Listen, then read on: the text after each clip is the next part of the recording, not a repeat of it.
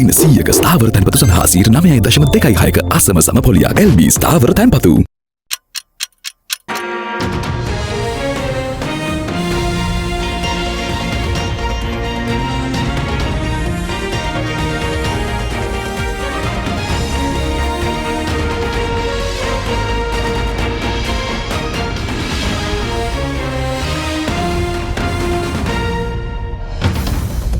Tonight, on First at 9 this Friday, the 6th of March 2026.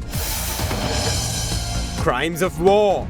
Iran condemns US attack on IRIS Derana as a war crime.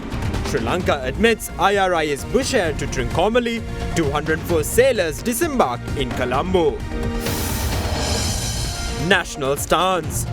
President assures Sri Lanka's neutrality as the Middle East war rages on. Says Sri Lanka is committed to protecting lives and urges all warring nations to commit to global peace.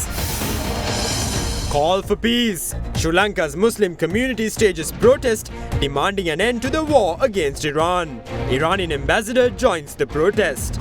Civil society activists protest the Middle East war in front of the US Embassy in Colombo. Cries of corruption.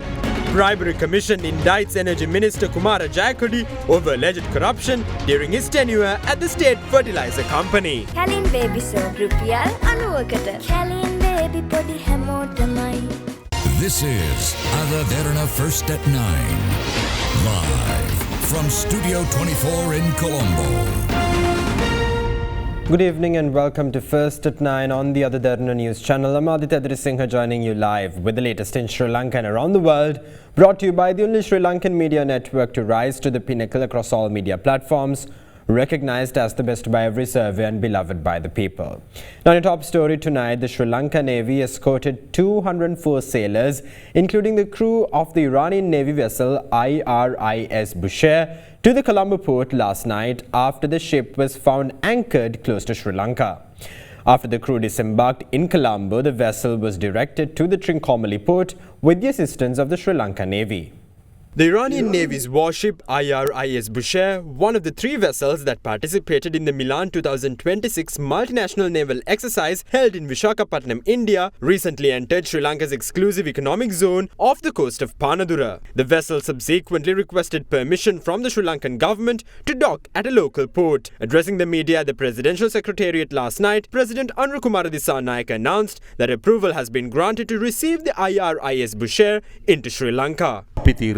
එම නෞකාව කොළඹ වරායට රැගෙන ඉන්නේ නැහැ. ත්‍රිකුණාමල වරායට රැගෙන යනවා. හැබැයි ත්‍රිකුණාමල වරායට රැගෙන යන කලින් එහි ඉන්න පිරිස කොළඹ වරායට ළඟා කරගන්න කැමතියි. Accordingly, the Sri Lanka Navy escorted 204 sailors, including the ship's crew, to the Colombo port last night. The group comprised 53 officers, 54 cadet officers, 48 senior sailors, and 23 sailors. The sailors who were brought ashore were subsequently transferred to the Valisara Navy camp. The Sri Lanka Navy confirmed that the vessel involved had already been positioned in Sri Lankan waters off the coast of Colombo port earlier this afternoon. Meanwhile, the Navy today released a series of photographs to the media showing the rescue operation carried out to assist Iranian sailors who survived the alleged attack by the US targeting IRIS Derana. Post-mortem examinations of the deceased Iranian sailors were conducted at the Galle National Hospital until late last night. Due to limited capacity at the hospital's mortuary, authorities arranged 2 refrigerated containers to preserve the mortal remains. The containers were transported to the hospital last night. One container was provided by residents of Galle, while the other was supplied through government intervention. According to hospital sources, 8 of the rescued Iranian sailors are currently receiving treatment at the Galle National Hospital's emergency department, while the remaining 24 sailors are being treated in general wards. In a related development, the Indian Navy's INS Tarangani, which participated in search operations to rescue stranded sailors in the aftermath of the IRIS Derana attack, docked at the Colombo port this morning. Meanwhile, Iranian media reported that Iran's Foreign Minister Abbas Araghchi held separate telephone discussions with his counterparts in Sri Lanka and India following the recent incident involving the Iranian naval vessel Derana. During the calls, Araghchi condemned what he described as a US strike on the warship while it was in international waters, calling the action a violation violation of international law. Speaking to foreign media, the Iranian foreign minister reiterated these concerns and disparaged the attack against the Iranian vessel as a war crime. The ship was unarmed, so attacking an unarmed ship full of training officers and sailors is, a war crime, I have to say. He said Tehran would pursue legal avenues to hold those responsible accountable. Arakchi also expressed gratitude to Sri Lanka for rescuing members of Derana's crew and stressed on the importance of protecting Iranian vessels and personnel. Australian Prime Minister Anthony Albanese has confirmed that 3 Australian security personnel were on board the US submarine involved in the attack on the vessel IRIS Derana. Can confirm that there were 3 Australian personnel on board that vessel. I can confirm also, though, that no Australian personnel have participated in any offensive action against Iran. These are long-standing third country arrangements that have been in place for a long period of time, and what they do is ensure that Australian Defence Force personnel, where they're embedded in third countries' defence assets, they act in accordance with Australian law, with Australian policy, and that of course is taking place across the board. According to international media, the Australian officers participated in the AUKUS training program conducted jointly by Australia, the United Kingdom and the United States. Central Finance Now, President Anura Dissanayake assures that Sri Lanka will remain neutral during the ongoing war in the Middle East. However, delivering a special statement last evening, the President asserts that while remaining neutral, Sri Lanka is committed to protecting human lives. The head of state affirmed that the Iranian naval vessel IRIS Bushehr was permitted to Sri Lanka after ensuring compliance with international conventions, and added that the decision was based on humanitarian considerations. Our position is neutrality. We will never allow our land, waters and airspace to be used to benefit one side of the conflict while harming the other. While we maintain neutrality, we are also committed to humanitarianism. Therefore, we will not hesitate to take all possible steps to protect human lives. Iran requested permission from our foreign ministry for 3 vessels to enter our ports between March 9th and 13th. They called it a goodwill visit. However, a visit of cooperation cannot happen that abruptly. Therefore, we were consulting the procedure for such visits. Meanwhile, on the 27th, we received information that one sailor aboard the vessel which we have taken charge of had suffered an injury following a fall. We received a request to allow the injured sailor and an officer onto land over humanitarian considerations. Accordingly, our Navy and Air Force brought them to land and directed the injured sailor for medical care. On the 4th, we received information of an attack on a vessel 19 nautical miles off the Galle Harbour. We also received a distress call from the area. Accordingly, the Navy and Air Force responded rapidly and rescued 32 individuals and recovered the remains of 84. It was after this that IRIS Bushehr requested permission from the Foreign Ministry to enter one of our ports on the 4th or 5th.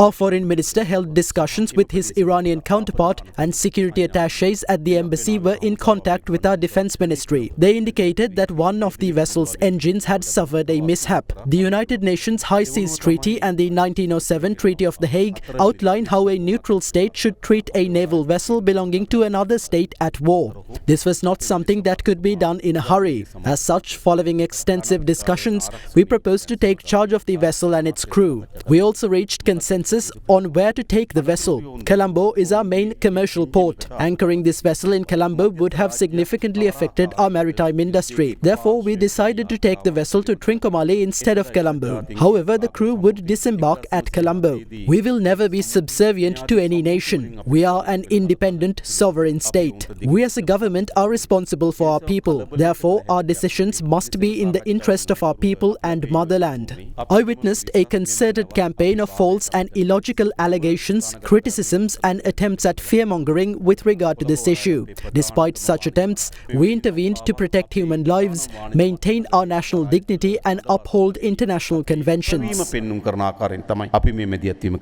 තවත් වාර්තා වෙනවද ඉරාන නෞකා හෝ වෙන නෞකා මේ අපේ මුහුදු සීමාව ආසන්නයේ තිබෙන බවට වාර්තා වෙනවද මොනවද? නෑ දැනට අපිට කිසිදු වාර්තා වෙන්නේ නෑ. යම්කිසි ආකාරයකට අපේ මේ ප්‍රවිෂ්ඨය ඇමරිකාවේ කනස්සල්ලට හේතුවක් වෙයිද? එහෙම මොකද වෙන්නේ? කවුරු හෝ පාර්ශ්වයකට යුද්ධ This was not military assistance for any faction.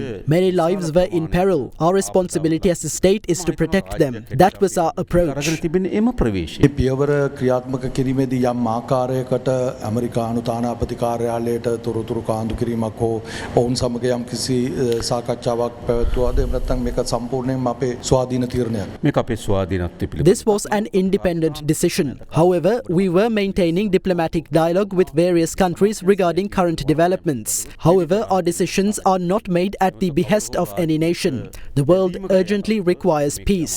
Therefore, we urge all parties to commit to peace. We are ready to assist all peace අපේ efforts. සහාය අපි ලබා දෙන්න ලෑස්ති.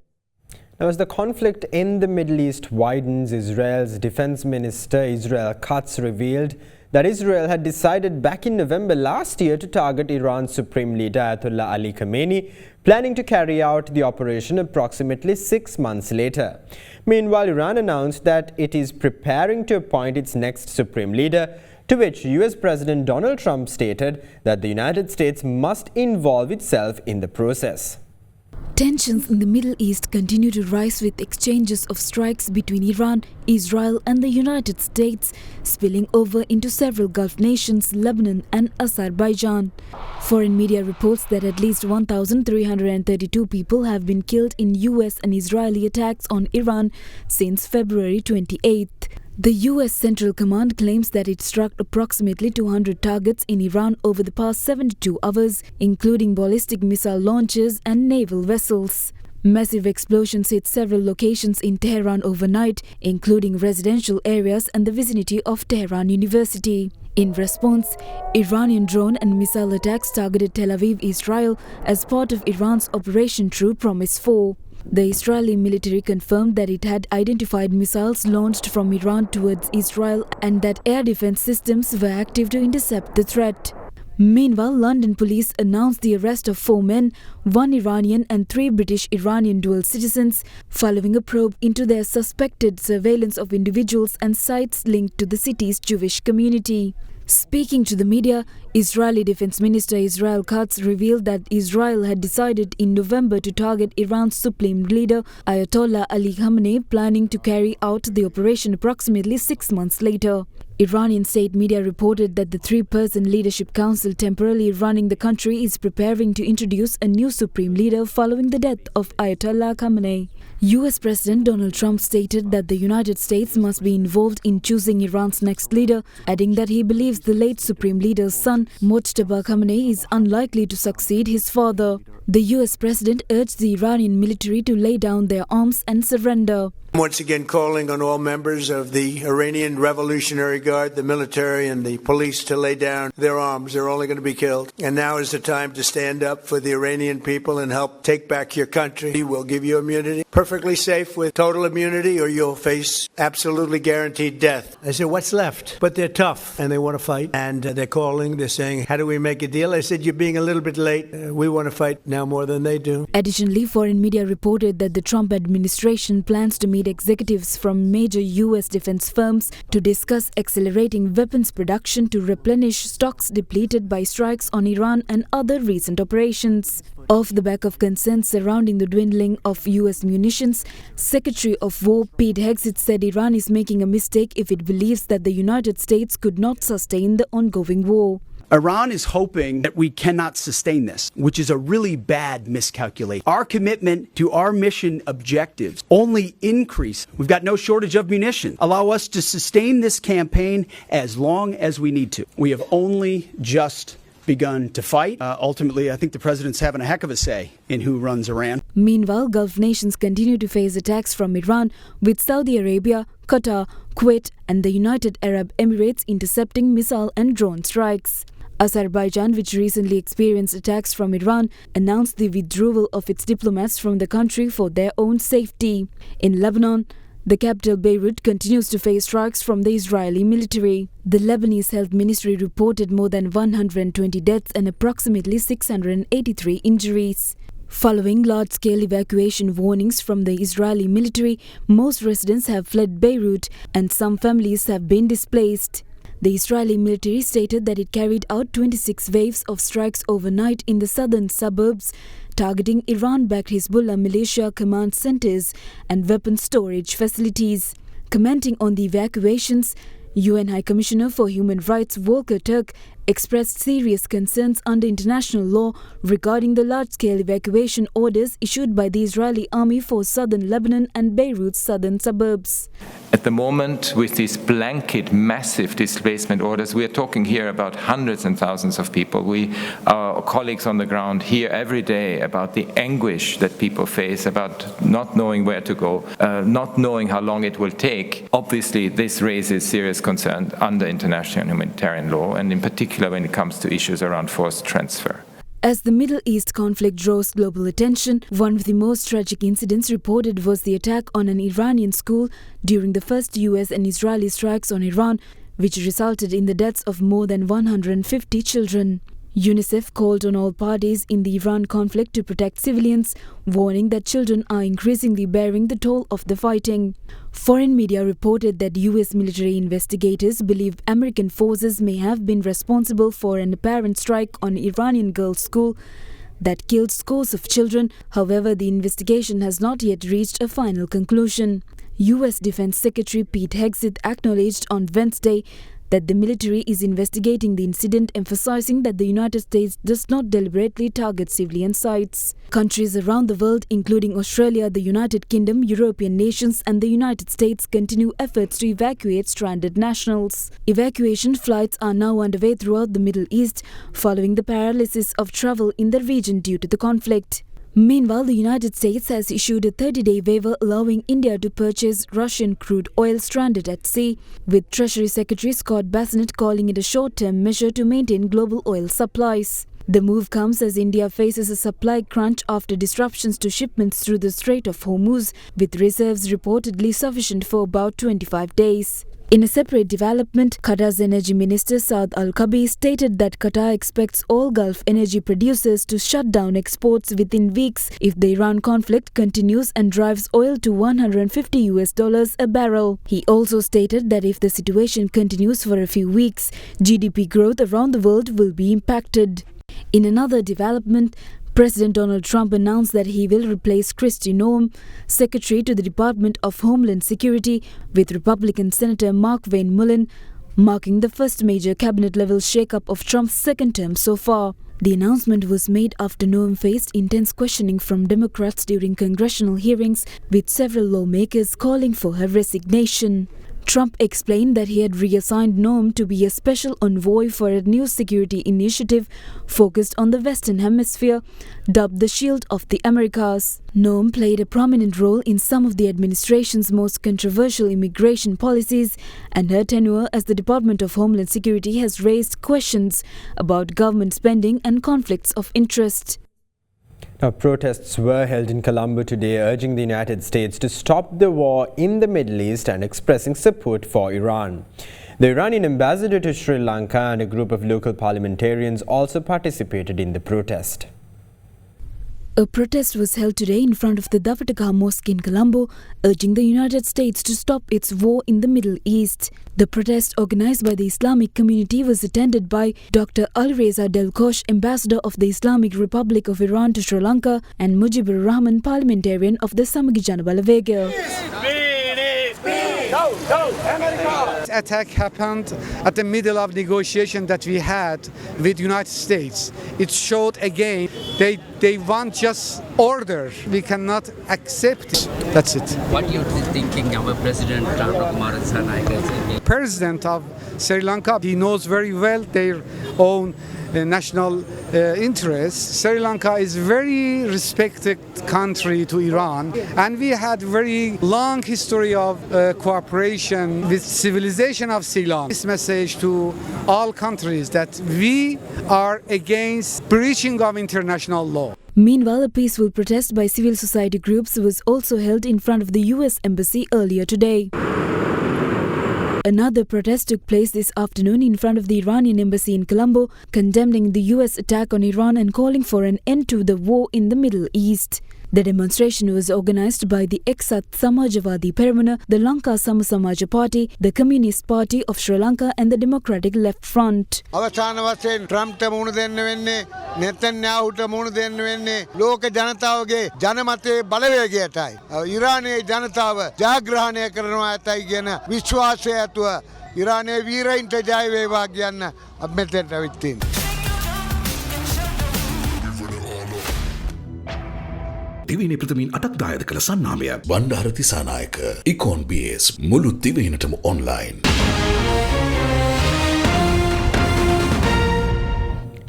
Welcome back. Now in some updates out of Parliament, the government's resolution to extend the current state of emergency by a month was passed in Parliament today with 108 votes in favour and 8 against.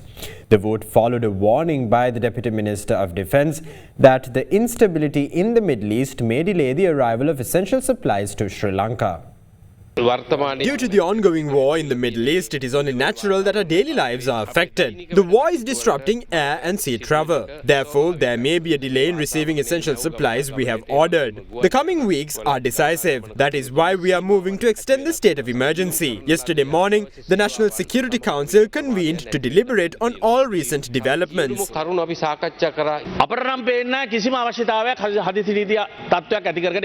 අපි මෙසේ මහන්සි වෙනකොට යම් විපක්ෂයේ මන්ත්‍රීවරු කියනවා නැවක් ඇවිල්ලා ඉන්නවා ඒකේ ළමයි 300ක් ඉන්නවා බේර ගන්න මොකද්ද කරන්නේ මේගොල්ල කරුණු හොයාගන්නේ Facebook එකේ මිසක්කා පොඩ්ඩක්වත් හරියට හොයලා බලලා නෙමෙයි අර නයිනාලිකාවේ නිවේදක මහත්තයෙක් ලාලා දෙලා ළමයි 300ක් හැබැයි ඊට සුළු වෙලාවකට පස්සේ ළමයි කියන කෑල්ල හලලා 300 විතරක් තියලා තියෙනවා ඒ අදාළ මන්ත්‍රීවරයා දැක්කේ කලින් දාපු එක විතරයි දැන් ජාතික ආරක්ෂාව පිළිබඳව It was claimed that the National Security Council deliberated on national security and assessed all developments. However, you are unaware that an American submarine had entered Sri Lanka's exclusive economic zone. 208 lives were saved, which is commendable. However, another 130 perished before the 208 could be saved.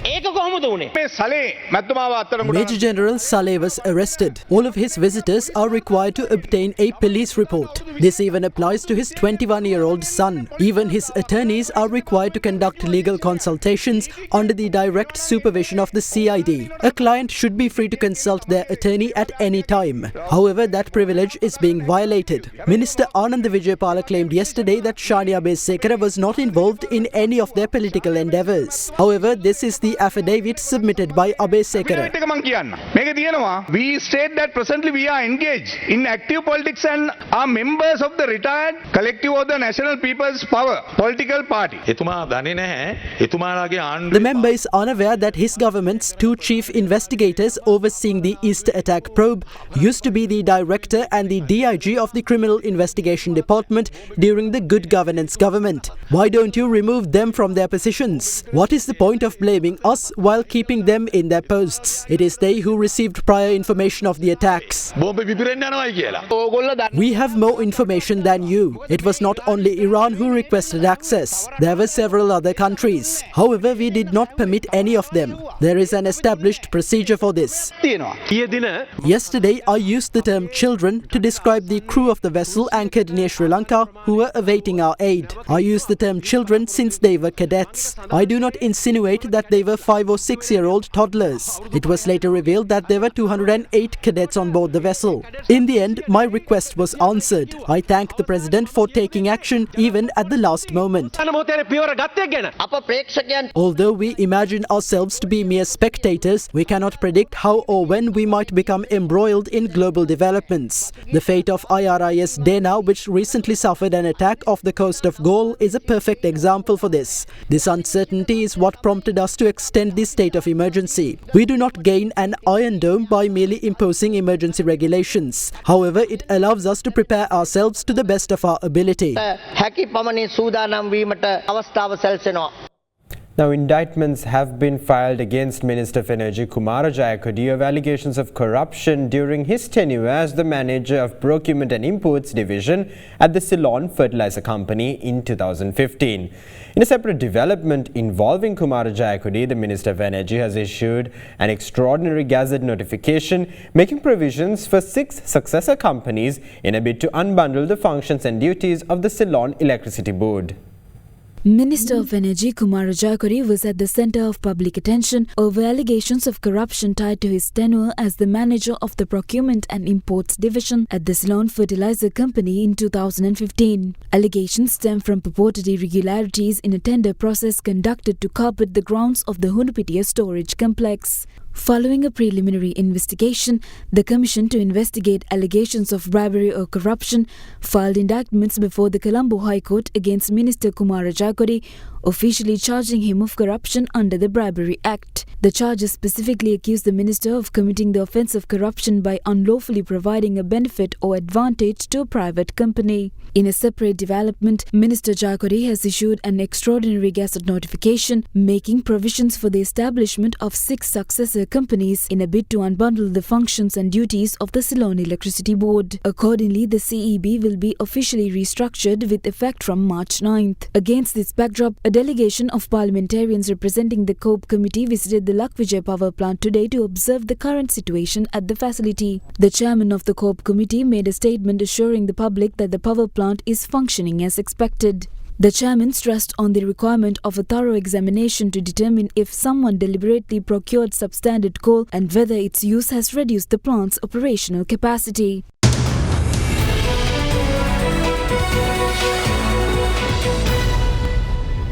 Welcome back. Now, the Colombo Stock Exchange closed in negative territory today as a result of price losses in counters such as John Keel's holdings at National Bank and Sampath Bank.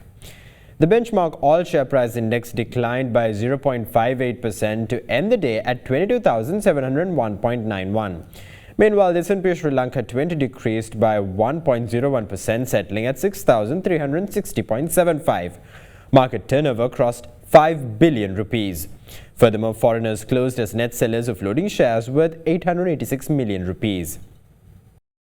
And now here's a look at today's exchange rates.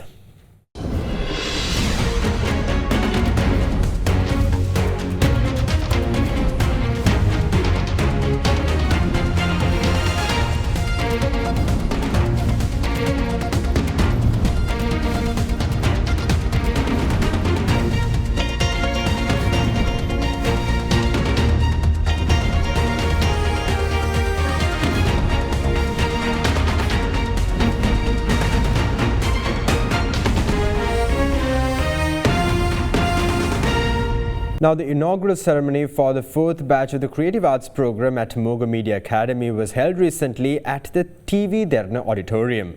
The event marked the official commencement of training for a new group of students pursuing studies in creative media and arts. The inaugural ceremony of the 4th batch of the Creative Arts program at Mogo Media Academy was held recently at the TV Derana Auditorium.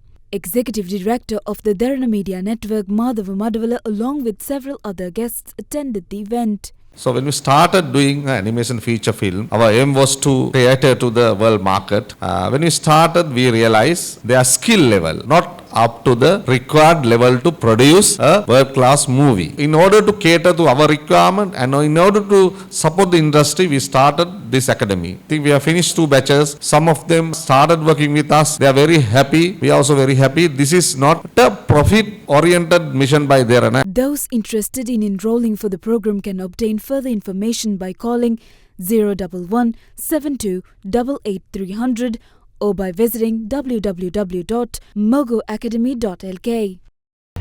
That's all the news we have for you tonight. Thank you for watching. Have a great night.